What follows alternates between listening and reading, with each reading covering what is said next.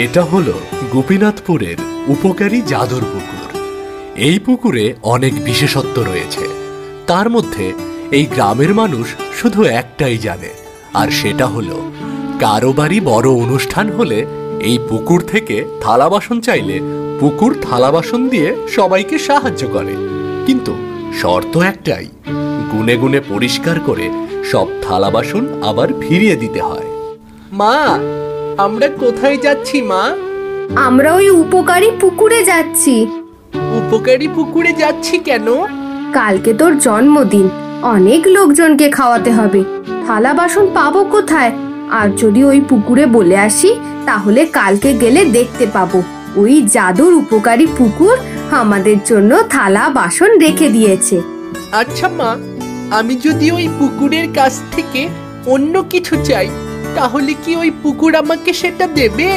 খবরদার, ভুলেও এ কাজ করবি না, আর একা কখনোই ওই পুকুরের ধারে যাবি না। আমাদের প্রয়োজনে যে থালা বাসনগুলো পাই, এই অনেক কিছু। হে উপকারী পুকুর, কাল আমাদের বাড়িতে একটা অনুষ্ঠান আছে, তাই আমার কিছু থালা বাসন দরকার। আজ বলে গেলাম, কাল সকালে এসে নিয়ে যাব, দয়া করে রেখে দিও। হয়ে গেছে, এবার চল। মা, আমি কিছু চাইবো? খবরদার, কোনো কিছু চাইবি না। চল তাড়াতাড়ি এখান থেকে, চল।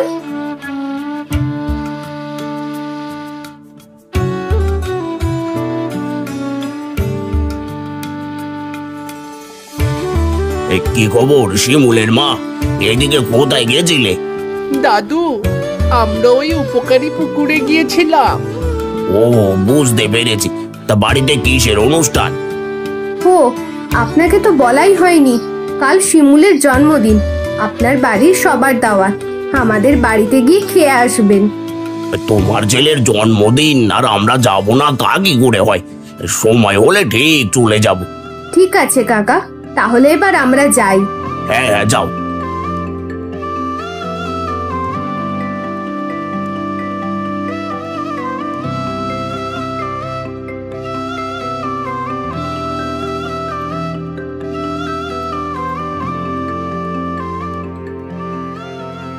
তুমি এসেছো? তা ওই উপকারী পুকুরে কি গিয়েছিলে? হ্যাঁ, গিয়েছিলাম। কাল সকালে গিয়ে থালা বাসন নিয়ে এসো। ঠিক আছে ঠিক আছে, নিয়ে আসবো। এখন তাহলে তোমরা বাড়িতে থাকো, আমি গিয়ে বাজারগুলো সেরে আসি। হ্যাঁ হ্যাঁ, যাও। আর কি কি আনতে হবে মনে আছে তো? মনে আছে মনে আছে, সব মনে আছে, মই মশলা চাউল ডাউল সব মনে আছে। বাবা, আমার জন্য কি আনবে? তোমার জন্যই তো সব ব্যবস্থা করছি, তুমি তোমার মায়ের সাথে থাকো।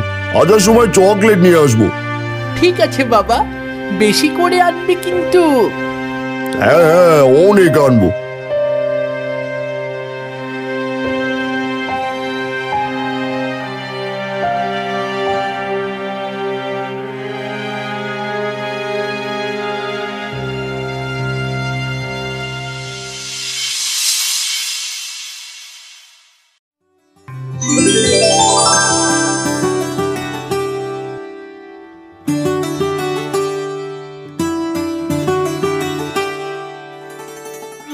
এই তো উপকারী পুকুর থালা বাসন রেখে দিয়েছে।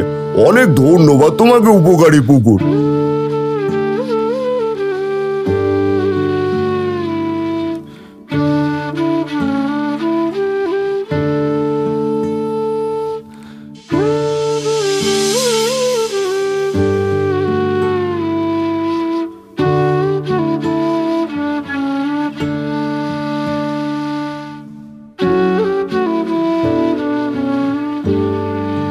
রান্না বান্নার কাজ কত দূর? এই তো শেষের দিকে। যাও তুমি, ওগুলো রেখে সবার খাবার দাবারের ব্যবস্থা করো। হ্যাঁ হ্যাঁ, এখন সবকিছু জোগাড় হয়ে গেছে, এবার খেতে দিতে আর কোনো সমস্যা হবে না।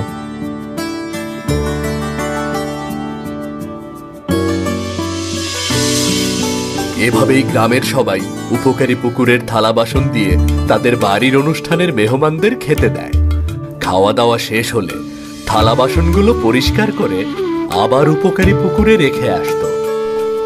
একদিন পাশের গ্রামের রহিম নামে একজন ওই উপকারী পুকুরে থালা বাসন নেওয়ার জন্য আসে। হে উপকারী পুকুর, কাল আমার মেয়ের বিয়ে। আমি অনেক গরিব, থালা বাসন কেনার মতো সামর্থ্য নেই আমার। তুমি যদি আমাকে সাহায্য করতে তাহলে অনেক খুশি হতাম।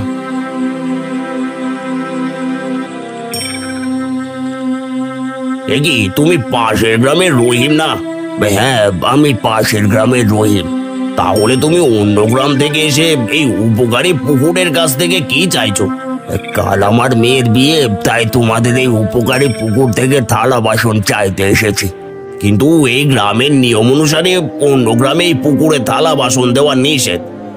আমি অনেক গরিব, থালা বাসন কেনার মতো সামর্থ্য আমার নেই।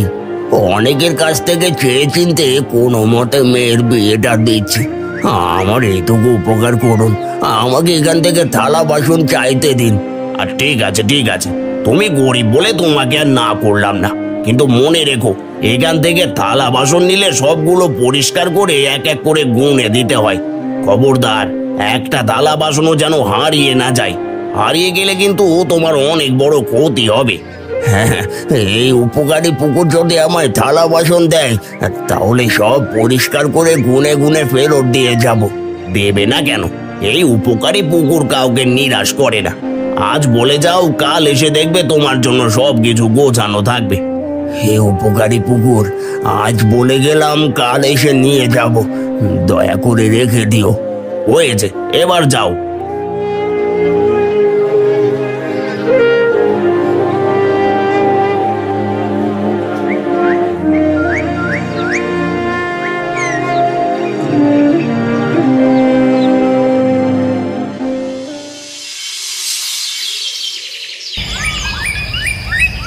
পরের দিন রহিম এসে দেখে পুকুর পাড়ে তার জন্য অনেক থালা বাসন গোছানো রয়েছে। রহিম খুশি হয়ে থালা বাসনগুলো নিয়ে চলে যায়। রহিমের বাড়ি অনুষ্ঠান শেষ হলে রহিম থালা বাসনগুলো গুনে গুনে দেখে সেখানে একটা থালা কম আছে। কি, এখানে তো একটা থালা কম আছে। থালাটা গেল কোথায়? কে জানে, বিয়ে বাড়িতে কত মানুষ আসে, হয়তো তাদের ভিতরেই কেউ চুরি করে নিয়ে গেছে। চুরি করে নিয়ে গেছে মানে? যেই থালা চুরি করবে তারও ক্ষতি হবে। সেই সাথে যদি আমি সবগুলো ফেরত না দিতে পারি তাহলে আমারও ক্ষতি হবে। যে করে হোক থালাটার ব্যবস্থা করতেই হবে। কোথায় পাবে সেই থালা? কার কাছ থেকে আনবে? যে নিয়ে গেছে সে কি আর দিয়ে যাবে? তাহলে এখন কি করব? কি আর করবে, এমন অনুষ্ঠানে দুই একটা থালা বাসন হারিয়েই থাকে।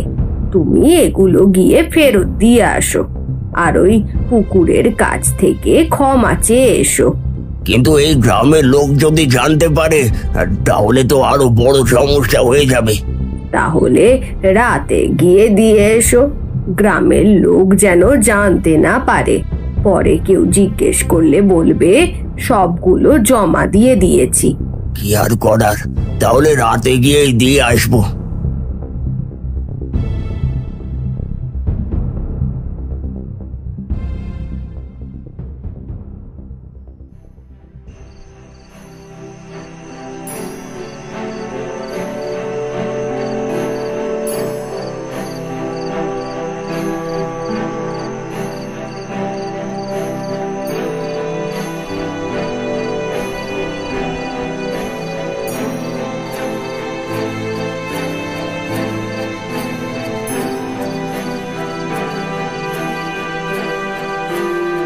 হে উপকারী পুকুর, আমাকে ক্ষমা করে দিও।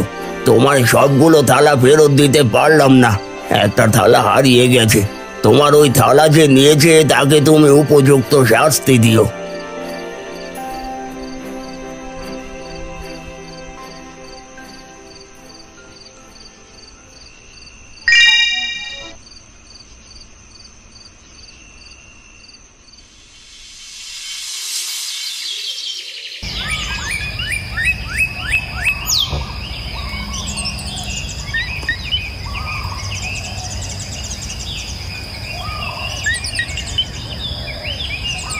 কি এখানে তো কোনো থালা বাসন নেই। হে উপকারী পুকুর, তোমার কাছ থেকে কাল থালা বাসন চেয়ে গেলাম, কই আমাকে তো থালা বাসন দাওনি। আমি কি তোমার কাছে ভুল করেছি? কি হয়েছে রে নয়ন? উপকারী পুকুরকে কি বলছিস? দেখুন না জব্বার কাকা, গ্রামের সবার বাড়িতে অনুষ্ঠান হলে উপকারী পুকুর সবাইকে থালা বাসন দিয়ে সাহায্য করে, কিন্তু আমি গতকাল এসে বলে গিয়েছিলাম, এখন এসে দেখছি কোনো থালা বাসনই নেই। তুই তো জানিস একজনকে থালা বাসন দিলে সে ফেরত না দেওয়া পর্যন্ত এই পুকুর কাউকে থালা বাসন দেয় না। হ্যাঁ জানি তো, কিন্তু আমি খোঁজ নিয়েছি, আমাদের গ্রামে আজ কোনো বাড়িতে অনুষ্ঠান নেই যে সেইখানে এই থালা বাসন থাকবে। আমাদের গ্রামে না থাকলে কি হবে? এই পাশের গ্রামের রহিম এসে এই পুকুর থেকে থালা বাসন নিয়ে গেছে, হয়তো এখনো সে ফেরত দেয়নি। তাহলে তো থালা বাসন আনতে রহিমের বাড়িতে যেতে হবে। হ্যাঁ, ওখানে যা, থালা বাসন পেয়ে যাবি।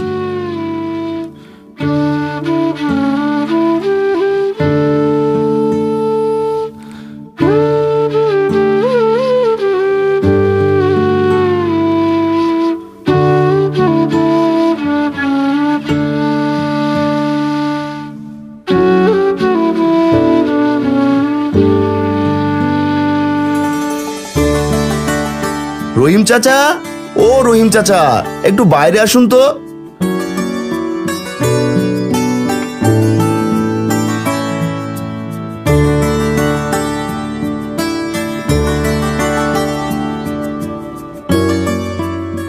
কে বাবা তুমি? তোমাকে তো চিনলাম না। আমি পাশের গ্রাম গোপীনাথপুর থেকে এসেছি, শুনেছি আপনি নাকি আমাদের গ্রামের উপকারী পুকুর থেকে থালা বাসন নিয়ে এসেছেন। হ্যাঁ, নিয়ে এসেছিলাম, কিন্তু সেগুলো তো আবার ফেরত দিয়ে এসেছি। ফেরত দিয়ে এসেছেন মানে? ফেরত দিয়ে আসলে ওই উপকারী পুকুর আমাকে থালা বাসন দেবে না কেন? তা কি করে বলবো, আমি যা এনেছিলাম সবগুলোই ফেরত দিয়ে এসেছি। গো, কই গেলে? আর পারছি না, মরে গেলাম, মরে গেলাম।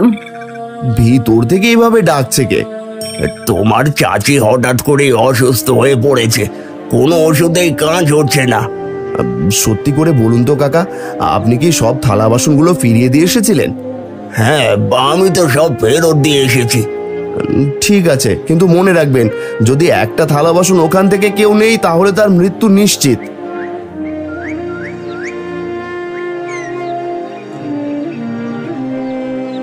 এই যে বাবা, আর একটা কথা শুনে যাও।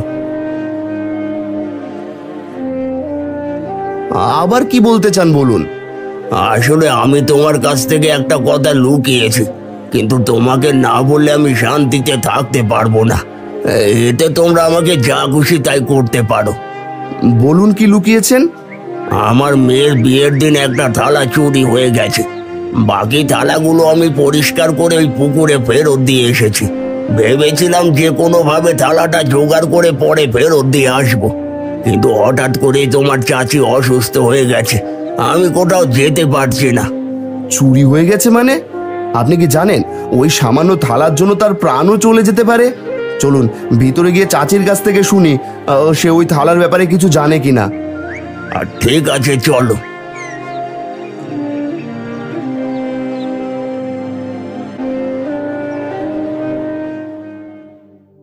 গো, আমার খুব কষ্ট হচ্ছে, আমি আর পারছি না।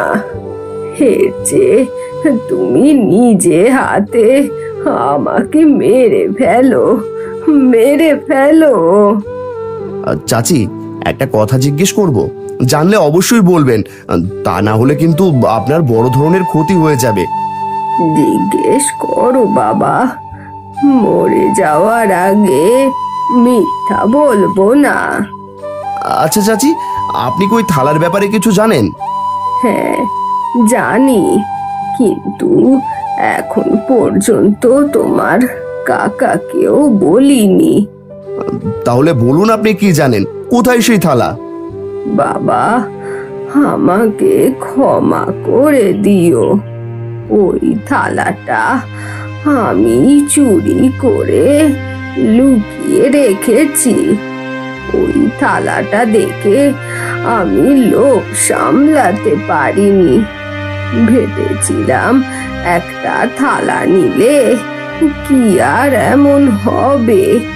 ওই আলমারির মধ্যে থালাটা রাখা আছে, তুমি নিয়ে গিয়ে আমাকে বাঁচাও। আপনি এত বড় একটা কাণ্ড করেছিলেন, আগে থেকে কি জানতেন না এর ভয়াবহতা কেমন?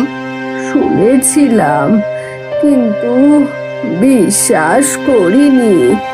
ভেবেছিলাম যে পুকুর মানুষের এত উপকার করে, সেই পুকুরের একটা থালা রাখলে কি আর এমন হবে। কিন্তু এখন সব হাড়ে হাড়ে টের পাচ্ছি। চাচা, থালাটা বের করে দিন। উপকারী পুকুরে তার থালা ফেরত দিলে হয়তো চাচি ভালো হয়ে যেতে পারে। হ্যাঁ বাবা, এখনই দিচ্ছি।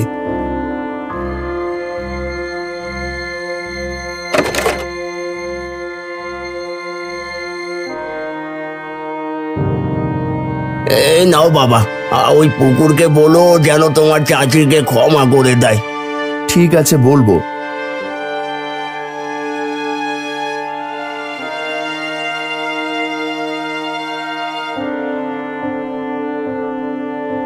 এই ঘটনার পর নয়ন গ্রামের সবাইকে ডেকে সেই উপকারী পুকুরে হাজির করে। জব্বার কাকা, আপনি বলেন এখন কি করব? কি আর করার, আমাদের ভুলের জন্য ওই উপকারী পুকুর আমাদের থালা বাসন দিচ্ছে না। আগে তুই ওই থালাটা পানিতে রেখে দে। ঠিক আছে, এখনই রেখে দিচ্ছি।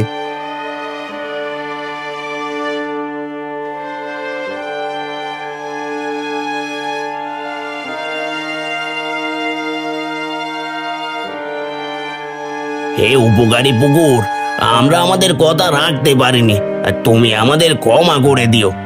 চাচা, আমি বলি কি, দিনে দিনে মানুষের মধ্যে লোভ বেড়ে গেছে। এরপর আবার যদি কেউ লোভে পড়ে থালা বাসন চুরি করে, তাহলে তার বড় ধরনের ক্ষতি হয়ে যাবে। তাই আমরা যদি এই পুকুর থেকে থালা বাসন নেওয়া বন্ধ করে দিই, তাহলে সবাই এই ক্ষতির হাত থেকে বেঁচে যাব। হ্যাঁ, তুমি ঠিকই বলেছ, লোভ মানুষকে অমানুষ করে দেয়। এখন যদি সবাই এই সিদ্ধান্তে একমত হয়, তাহলে আর আমরা এই পুকুরের সম্পদ ব্যবহার করব না। আমরা একমত। আর ঠিক আছে, ঠিক আছে। হে জাদুর পুকুর, আজ থেকে আমরা আর তোমার কোনো সম্পদ ব্যবহার করব না। কেউ চাইলেও তুমি তার উপর ভরসা করবে না। সেদিনের পর থেকে শুধু পুকুর রয়ে যায়, কিন্তু সেই পুকুর মানুষের উপকার করা বন্ধ করে দেয়।